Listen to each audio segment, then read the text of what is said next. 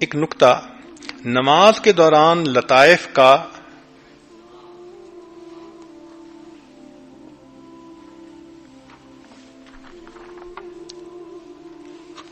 حال، دستور تو یہ ہے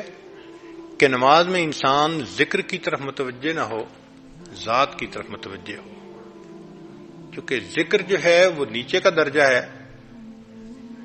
اور وہ غائب کے لیے کیا جاتا ہے، لیکن مشاہدہ تو حاضر کا ہوتا ہے، اور نماز میں تو مشاہدے کی کیفیت ہوتی ہے نا، اس لیے ذکر کی بجائے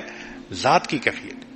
تو لیکن اس میں مجد السلام رحمۃ اللہ نے ایک عجیب بات لکھی ہے، وہ فرماتے ہیں کہ جو مشائخ ہیں جن کے ذمے فنا اور بقا کا کام مکمل ہو کے لوگوں کی رشد و ہدایت کا کام ہوتا ہے، وہ فرماتے ہیں کہ ان کی جتنی بلندی ہوتی ہے، عروج ہوتا ہے، ان کا جو عروج کے بعد نزول ہے وہ بھی سب سے زیادہ کامل ہوتا ہے، سب سے زیادہ۔ اتنا نزول ہو جاتا ہے کہ عام بندہ محسوس بھی نہیں کر سکتا کہ یہ عام بندہ ہے یا کوئی اور ہے، اور اس پر وہ دلیل دیتے ہیں کہ نبی علیہ السلام کا عروج سب سے زیادہ تھا، اور آپ صلی اللہ علیہ وسلم کا نزول بھی کائنات میں سب سے کامل تھا، اس لیے تو کافر کہتے تھے ما لہذا الرسول یاکل الطعام ویمشی فی الاسواق، یہ کیسے رسول ہیں،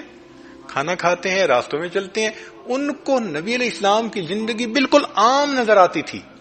وہ فرماتے ہیں اصل میں بلندی یہ ہوتی ہے کہ ظاہر بالکل عالم اسباب کے مطابق ہو، مگر باطن ہر وقت اللہ کے ساتھ جڑا ہوا۔ تو وہ یہ سمجھنے نہیں تھے، وہ تو ظاہر بھی لوگ تھے، وہ صرف ظاہر کو دیکھتے تھے، اس لیے باہر سے لوگ آتے تھے تو ان کو آ کے پوچھنا پڑتا تھا من منکم محمد، بھئی آپ میں سے اللہ کے رسول صلی اللہ علیہ وسلم کون ہے؟ اتنی ظاہر کی زندگی عام زندگی تھی، مگر بات اس کی وجہ کیا تھی کہ جتنا عروج کامل تھا اتنا ہی نزول کامل تھا۔ اب وہ فرماتے ہیں جب اتنا نزول کامل ہو تو پھر ایسے بندے کی نماز کے وقت توجہ اللہ اور کیسے ہوگی بھائی؟ تو وہ فرماتے ہیں کہ جو فرائض ہیں اور سنن ہیں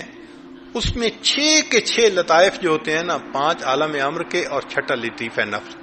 یہ سب کے سب لطائف کی پرواز اونچی ہو جاتی ہے۔ اس لیے ان مشائخ کے اوپر نماز کے اندر ایک کیفیت ہوتی ہے جیسے کہ تحریمہ سے پہلے کوئی اور جہان تھا اور تحریمہ کے بعد کوئی اور جہان ہوتا ہے۔ ہاں وہ کہتے ہیں کہ نفل میں یہ کیفیت نہیں ہوتی، نفل میں صرف ایک لطیفے کو عروج ملتا ہے اور اس لطیفے کو لطیفہ قلب کہتے ہیں، مگر ایک لطیفے کی تو عروج رہتا ہی ہے، اس لیے نبی علیہ الصلوۃ والسلام فرمایا کرتے تھے قرۃ عینی میری آنکھوں کی ٹھنڈک نماز میں ہے۔ چونکہ اللہ کے حبیب صلی اللہ علیہ وسلم رشد و ہدایت کا کام کرتے تھے، مگر آپ فرماتے تھے کہ رشد و ہدایت کا کام تو ہے کہ اللہ کا حکم ہے، مگر اللہ سے محبت والا بھی تو معاملہ ہے نا، تو وہ جو مشاہدہ ہے فرماتے تھے میری آنکھوں کی ٹھنڈک تو اس میں ہے کہ مجھے میرے محبوب حقیقی کا مشاہدہ نصیب ہو جائے۔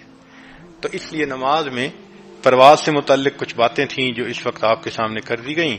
اللہ رب العزت ہمیں یہ باطن کی نعمتیں عطا فرمائے، کال میں رہنے کی بجائے اللہ ہمیں حال عطا فرما دے۔